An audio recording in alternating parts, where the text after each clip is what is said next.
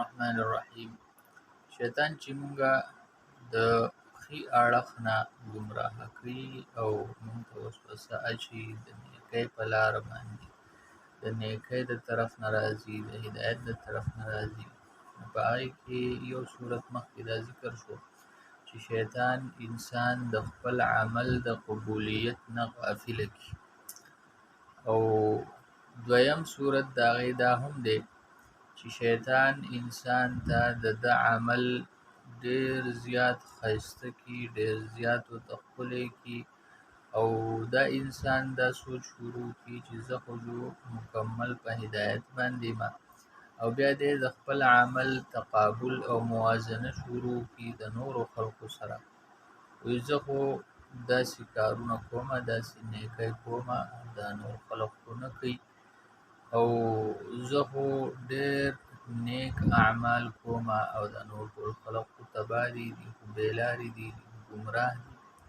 نو دی په دې خبره باندې مطمئن شي چې زه اوس بس د همیشه دپاره ما د هدایت ټیکه واخیسته او ما ته اوس نور د هدایت ضرورت نشته او زه به نورو خلکو ته د هدایت کولو ذریعه جوړېږم او نورو خلکو ته به ښوونې کومه او ما ته نور ضرورت نشته.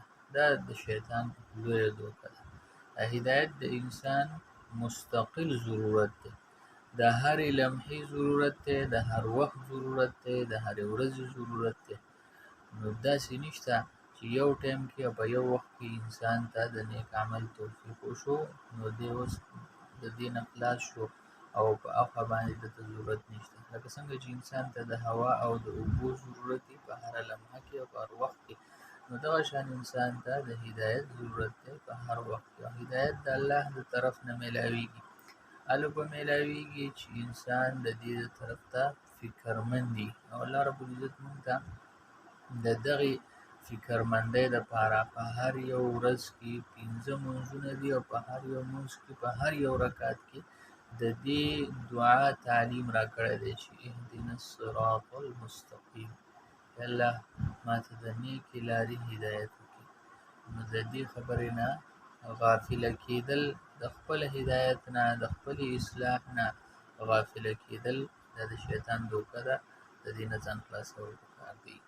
الله دې موږ له عمل کولو توفیق